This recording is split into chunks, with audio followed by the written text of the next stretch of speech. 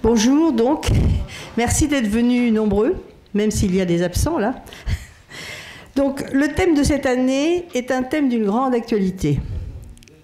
Dans toutes les sociétés, la communication est un enjeu de pouvoir. Dès les années 1933, Goebbels en Allemagne l'avait très bien compris et avait utilisé des techniques modernes de manipulation de masse. Nommé ministre de la propagande, il contrôlait la presse écrite, la radio, le cinéma et les arts. L'occupant allemand, dès son arrivée, met donc en place les mesures qui lui permettent de contrôler toutes les formes de communication. Il supprime toutes les libertés individuelles. Pas de liberté d'opinion, on ne peut pas se réunir, ni s'associer, ni circuler librement, ni à plus forte raison manifester. On embrigade la jeunesse, on la façonne à l'idéologie de Pétain. On trouve des boucs émissaires, les juifs, les communistes et les francs-maçons. Communiquer est donc avant tout une façon d'exister et de faire savoir à la population et à des sympathisants qu'il y a des personnes qui refusent de se soumettre, qui tentent de faire vivre leurs idées et leurs convictions face aux Allemands et au régime de Vichy. Alors ce sujet doit vous permettre de réaliser comment des hommes et des femmes ont inventé leurs propres moyens de communication, malgré la censure, les contrôles et avec d'immenses difficultés matérielles. L'époque n'était pas celle d'aujourd'hui. Le téléphone en province, il était souvent pas direct, il fallait passer par une opératrice. Il n'y avait pas de télévision. Il y avait seulement 5 millions de postes pour 40 millions de Français. Le courrier était ouvert et vérifié. Entre les zones sud et nord, il y avait les cartes interzones qui n'avaient pas d'enveloppe. D'où l'importance de l'écrit sous toutes ses formes, tracts, graffitis, journaux et brochures, et la radio. Le général de Gaulle écrit dans ses mémoires à propos de la radio. Le 18 juin, parlant à la radio pour la première fois de ma vie, et imaginant, non sans vertige, tous ceux et celles qui étaient à l'écoute, je découvrais quel rôle allait jouer dans notre entreprise la propagande par les ondes.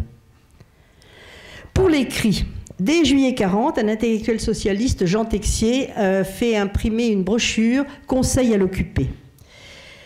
Au début, tracts et graffitis, puis apparaissent les journaux, première forme de résistance organisée en France. C'est d'ailleurs en France que l'on voit le plus grand foisonnement de presse par rapport aux autres pays occupés.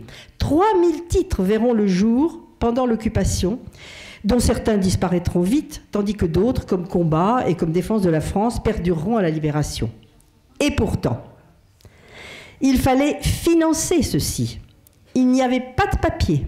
Il était contingenté, le papier. Dès le 17 octobre 40, on ne peut pas acheter de renéotypeuse sans autorisation d'un commissariat. Le 26 novembre 40, on ne peut plus acheter le duplicateur. Papier carbone disparu. Et quand on avait quand même réussi à imprimer, il fallait trouver un lieu de stockage, un moyen de transport et de distribution. Alors ça, vous le verrez très bien dans le film de Joël von Effenther. Le problème est difficile aussi pour la radio. À partir d'octobre 42, on ne fabrique plus de postes et en 43, ils sont interdits à la vente. Et d'ailleurs, pour les Juifs, ils devaient le rendre. Parmi les premiers écrits clandestins, des revues, dont l'Université libre de Georges Politzer, la revue de poésie de Pierre Segers, les Lettres françaises fondées par Jacques de Courdemanche et Jean Paulhan, et surtout les éditions de Minuit, fondées par Pierre de Lescure et le graveur Brulaire, plus connu sous le nom de Vercors. Alors, pour la petite histoire, les éditions de Minuit avaient eu leur premier financement par le professeur de médecine Robert Debré, qui est le grand-père des frères Debré actuels. Et il avait bien contribué, il brochait avec sa femme les fascicules du Silence de la mer, qui est le premier livre édité par les éditions de Minuit. Livre arrivé sous le manteau en Angleterre et qui est devenu vite le livre emblématique de la résistance. Alors les éditions de Minuit ont édité 25 petits fascicules, j'en ai là, voilà, sous ce format-là, écrits par de grands écrivains, sous des noms d'emprunt, Aragon, Éluard, Jean Paulin, Jean Cassou. Elles ont gardé leur tradition résistante puisque, au moment de la guerre d'Algérie, elles ont été les premières à publier les écrits sur la torture, comme la question d'Henri Alleg et les écrits de Vidal-Naquet. Alors, la principale radio est la BBC. Mais on arrive aussi à capter la radio suisse, Radio Moscou, Radio Brazzaville, Radio Alger. Ceci permet d'avoir des renseignements sur l'état du front. Je peux vous dire que dans les familles, on avait sur un mur quelconque, tous les jours, on avait la carte d'Europe et on marquait avec des petits clous les avancées ou les reculs. À côté de la presse et de la radio, il y a les manifestations et les prises de parole publiques. La manifestation du 11 novembre 1940 a permis de faire savoir au monde extérieur qu'il y avait une résistance en France.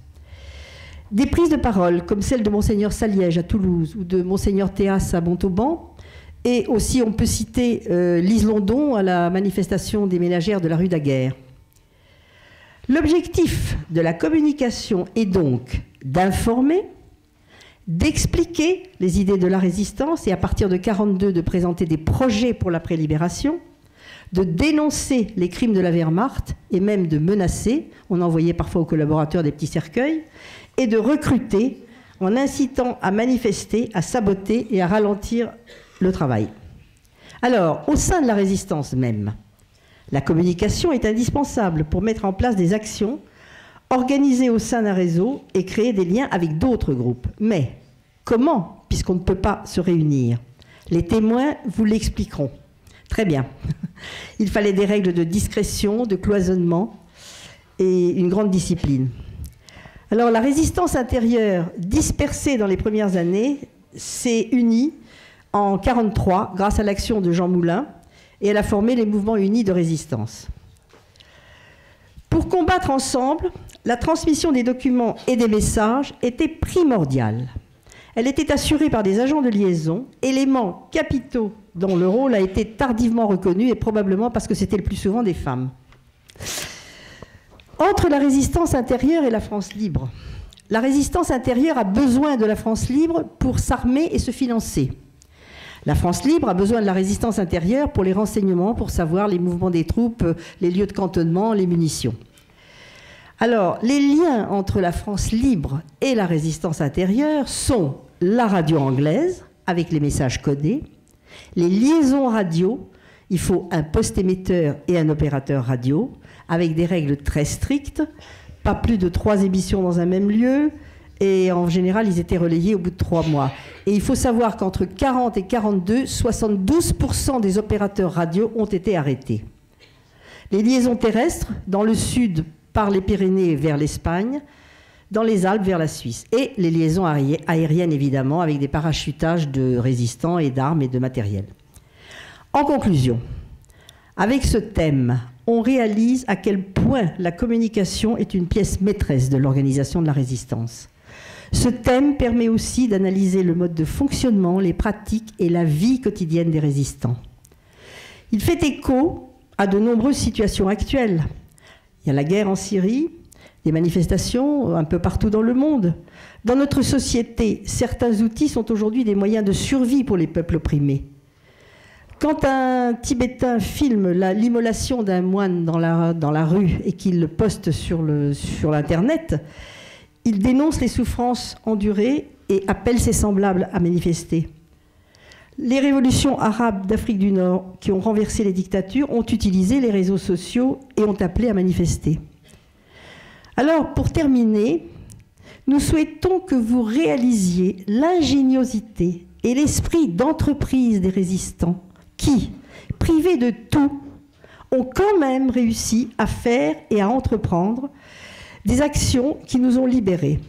Et je rappellerai la mémoire de Raymond Aubrac, qui disait toujours « Soyez optimistes ». Nous étions optimistes. Et je vous dis aussi à vous tous, soyez optimistes. Dans n'importe quelle situation, on peut toujours faire quelque chose. Alors, nous avons avec nous aujourd'hui M. Jean-Marie Delabre, je ne sais pas s'il est... Ah, qui arrive, hein, qui a rejoint le mouvement Défense de la France. Donc, il vous parlera de la diffusion des journaux. Madame Odile de Vasselot, qui était agent de liaison, entre autres. Et Monsieur Roland Cléry, qui était opérateur radio.